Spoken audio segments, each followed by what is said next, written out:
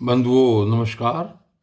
और इससे पूर्व की वीडियो में आपने वृत्रासुर का चरित्र सुना और आपने देखा कि कैसे देवताओं के साथ वृत्रासुर का युद्ध हुआ और अंत में वो वीर गति को प्राप्त हुआ। और उसके बाद इंद्र के ऊपर ब्रह्म हत्या का श्राप लगा। और आज की इस वीडियो में देखते हैं कि वृत्रासुर का जो पूर्व चरित्र था वो क्या था। तो राजा परीक्षित ने कहा कि भगवान, वृत्रासुर का स्वभाव तो बड़ा रजोगुणी तमोगुणी था। वह देवताओं को कष्ट पहुंचाकर पाप भी करता ही था। ऐसी स्थिति में भगवान नारायण के चरणों में उसकी सुदृढ़ भक्ति कैसे हुई। हम देखते हैं कि प्राय शुद्ध सत्व में देवता और पवित्र हृदय ऋषि भी भगवान की परम प्रेममयी अनन्य भक्ति से वंचित ही रह जाते हैं। सचमुच भगवान की भक्ति बड़ी दुर्लभ है। आगे कहते हैं कि भगवान, इस जगत के प्राणी पृथ्वी के धूलि कणों के समान ही असंख्य हैं। उनमें से कुछ मनुष्य आदि श्रेष्ठ जीव ही अपने कल्याण की चेष्टा करते हैं।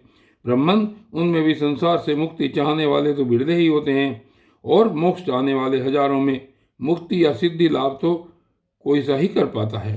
महामुने, करोड़ों सिद्ध एवं मुक्त पुरुषों में भी वैसी शांत चित्त महापुरुष का मिलना तो बहुत ही कठिन है, जो एकमात्र भगवान के ही प्रायण हो। ऐसी अवस्था में वह वृत्रासुर, जो सब लोगों को सताता था और बड़ा पापी था, उस भयंकर युद्ध के अवसर पर भगवान श्री कृष्ण में अपनी वृत्तियों को इस प्रकार दृढ़ता से लगा सका, इसका क्या कारण है। प्रभु, इस विषय में हमें बहुत अधिक संदेह है और सुनने का बड़ा कौतूहल भी है। अहो, वृत्रासुर का बल पौरुष कितना महान था कि उसने रणभूमि में देवराज इंद्र को भी संतुष्ट कर दिया।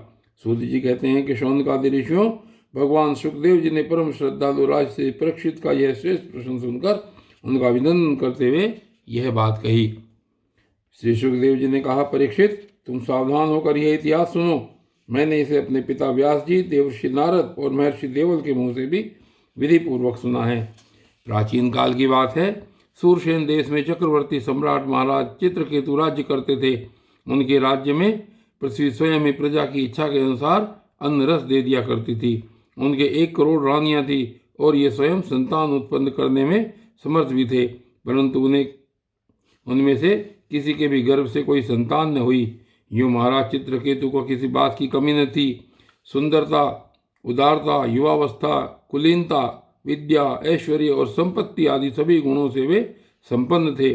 फिर भी उनकी पत्नियां बांझ थी, इसलिए उन्हें बड़ी चिंता रहती थी। वे सारी पृथ्वी के एक छत्र सम्राट थे। बहुत सी सुंदरी रानियां थी तथा सारी पृथ्वी उनके वश में थी।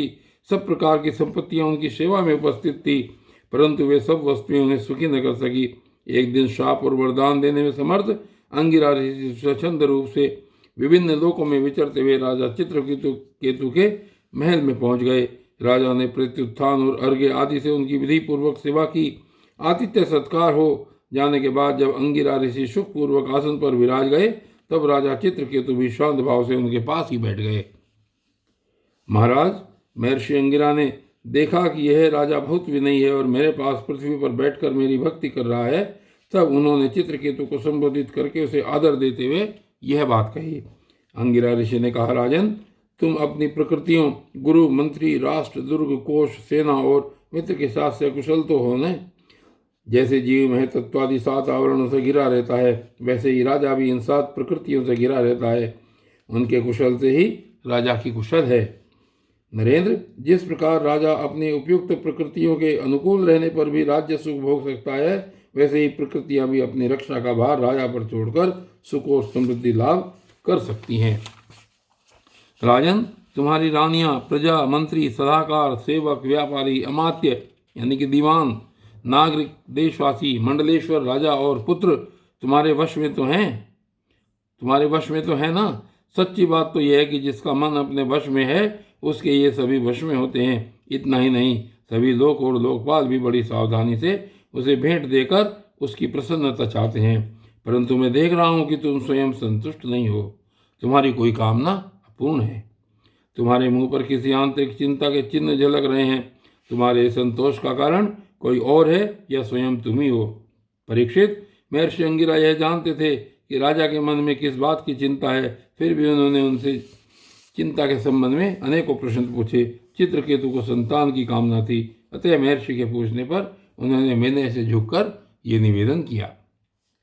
और उन सम्राट चित्रकेतु ने कहा, भगवान, जिन योगियों के तपस्या, ज्ञान, धारणा, ध्यान और समाधि के द्वारा सारे पाप नष्ट हो चुके हैं, उनके लिए प्राणियों के बाहर या भीतर की ऐसी कौन सी बात है जिसे वे न जानते हों। ऐसा होने पर भी जब आप सब कुछ जानबूझकर मुझसे मेरे मन की चिंता पूछ रहे हैं, तब मैं आपकी आज्ञा और प्रेरणा से अपनी चिंता आपके चरणों में निवेदन करता हूँ। मुझे पृथ्वी का साम्राज्य, ऐश्वर्य और संपत्तियाँ, जिनके लिए लोकपाल भी लालायित रहते हैं, प्राप्त हैं, परंतु संतान न होने के कारण मुझे इन सुख भोगों से उसी प्रकार तनिक भी शांति नहीं मिल रही है जैसे भूखे प्यासे प्राणी को अन्न जल के सिवा दूसरे भोगों से मिलती है। महाभाग्यवान महर्षि, मैं तो दुखी हूँ ही, पिंडदान में मिलने की आशंका से मेरे पितर भी दुखी हो रहे हैं।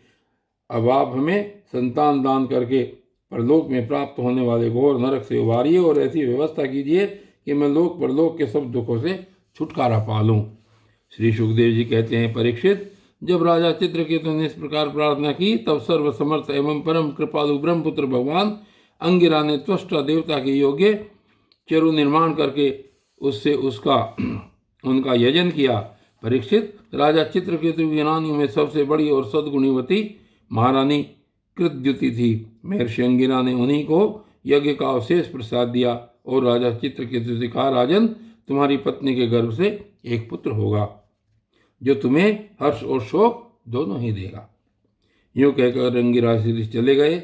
उस यज्ञावशेष प्रसाद के खाने से ही महारानी कृतद्युति ने महाराज चित्रकेतु के द्वारा गर्भ धारण किया, जैसे कृतिका ने अपने गर्भ में अग्नि कुमार को धारण किया था। राजन, सूरसेन देश के राजा चित्रकेतु के तेज से कृतद्युति का गर्भ शुक्ल पक्ष के चंद्रमा के समान दिनों दिन क्रमशः बढ़ने लगा। तदनंतर समय आने पर महारानी कृतद्युति के गर्भ से एक सुंदर पुत्र का जन्म हुआ। उसके जन्म का समाचार पाकर सूरसेन देश की प्रजा बहुत ही आनंदित हुई। सम्राट चित्रकेतु के आनंद का तो कहना ही क्या था। वे स्नान करके पवित्र हुए, फिर उन्होंने वस्त्र आभूषणों से सुसज्जित हो ब्राह्मणों से स्वस्ति वाचन कराकर और आशीर्वाद लेकर पुत्र का जात कर्म संस्कार करवाया। उन्होंने उन ब्राह्मणों को सोना, चांदी, वस्त्र, आभूषण, गांव, घोड़े, हाथी और 6 अर्बुद गौवें दान की। उदार शिरोमणि राजा चित्रकेतु ने पुत्र के धन, यश और आयु की वृद्धि के लिए दूसरे लोगों को भी मुंह मांगी वस्तुएं दी, ठीक उसी प्रकार जैसे मेघ सभी जीवों का मनोरथ पूर्ण करता है। परीक्षित, जैसे यदि किसी कंगाल को बड़ी कठिनाई से कुछ धन मिल जाता है तो उसमें उसकी आसक्ति हो जाती है, वैसे ही बहुत कठिनाई से प्राप्त हुए उस पुत्र में राजऋषि चित्रकेतु का स्नेह बंधन दिनों दिन दृढ़ होने लगा। माता कृतद्युति को भी अपने पुत्र पर मोह के कारण बहुत ही स्नेह था, परंतु उनकी 100 रानियों के मन में पुत्र की कामना से और भी जलन होने लगी। प्रतिदिन बालक का लाड़ प्यार करते रहने के कारण सम्राट चित्रकेतु का जितना प्रेम बच्चे की मां कृतद्युति में था, उतना दूसरी रानियों में न रहा। इस प्रकार एक तो वे रानियां संतान न होने के कारण ही दुखी थी, दूसरे राजा चित्रकेतु ने उनकी उपेक्षा कर दी, अतः वे डहा से अपने को धिक्कारने और मन ही मन जलने लगी। वे आपस में कहने लगी, अरे बहनों, पुत्रहीन स्त्री बहुत ही अभागिनी होती है। पुत्र वाली सोते तो दासी के समान उसका तिरस्कार करती हैं, और तो और स्वयं पति देव ही उसे पत्नी करके नहीं मानते। सचमुच पुत्रहीन स्त्री धिक्कार के योग्य है। भला दासियों को क्या दुख है, वे तो अपने स्वामी की सेवा करके निरंतर सम्मान पाती रहती हैं, परंतु हम अभागिनी तो इस समय उनसे भी गई बीती हो रही हैं और दासियों की दासी के समान बार बार तिरस्कार पा रही हैं। परीक्षित, इस प्रकार वे रानियां अपनी सोच की गोद भरी देखकर जलती रहती थी और राजा भी उनकी ओर से उदासीन हो गए थे। फलतः उनके मन में कृतद्युति के प्रति बहुत अधिक द्वेष हो गया। द्वेष के कारण रानियों की बुद्धि मारी गई, उनके चित्त में क्रूरता छा गई। उन्हें अपने पति चित्रकेतु का पुत्र स्नेह सहन नहीं हुआ, इसलिए उन्होंने चिढ़कर नन्हे से राजकुमार को विष दे दिया। महारानी कृतद्युति को सोचो कि इस घोर पापमयी करतूत का कुछ भी पता न था। उन्होंने दूर से देखकर समझ लिया कि बच्चा सो रहा है, इसलिए वे महल में इधर उधर डोलती रही। बुद्धिमती रानी ने यह देखकर कि बच्चा बहुत देर से सो रहा है, दाई से कहा, कल्याणी, मेरे लाल को ले आ। दाई ने सोते हुए बालक के पास जाकर देखा कि उसके नेत्रों की पुतलियां उलट गई हैं। प्राण, इंद्रिय और जीवात्मा ने भी उसके शरीर से विदा ले ली है। यह देखते ही हाय रे मैं मारी गई इस प्रकार कहकर वह धरती पर गिर पड़ी। धाय अपने दोनों हाथों से छाती पीट पीट कर बड़े आर्त स्वर में जोर जोर से रोने लगी। उसका रोना सुनकर महारानी कृतद्युति जल्दी जल्दी अपने पुत्र के शयन गृह में पहुंची और उन्होंने देखा कि मेरा छोटा सा बच्चा अकस्मात मर गया है। तब वे अत्यंत शोक के कारण मूर्छित होकर पृथ्वी पर गिर पड़ी। उनके सिर के बाल बिखर गए और शरीर पर के वस्त्र अस्त व्यस्त हो गए। तदनंतर महारानी का रुदन सुनकर रनिवास के सभी स्त्री पुरुष वहां दौड़ आए और सहानुभूतिवश अत्यंत दुखी होकर रोने लगे। वे हत्यारी रानियां भी वहां आकर झूठ फूट रोने का ढोंग करने लगी। जब राजा चित्रकेतु को पता लगा कि मेरे पुत्र की अकारणी मृत्यु हो गई है, तब अत्यंत स्नेह के कारण शोक के आवेग से उनकी आंखों के सामने अंधेरा छा गया। वे धीरे धीरे अपने मंत्रियों और ब्राह्मणों के साथ मार्ग में गिरते पड़ते मृत बालक के पास पहुंचे और मूर्छित होकर उसके पैरों के पास गिर पड़े। उनके केश और वस्त्र इधर उधर बिखर गए। वे लंबी लंबी सांसें लेने लगे। आंसुओं की अधिकता से उनका गला रुंध गया और वे कुछ भी बोल न सके।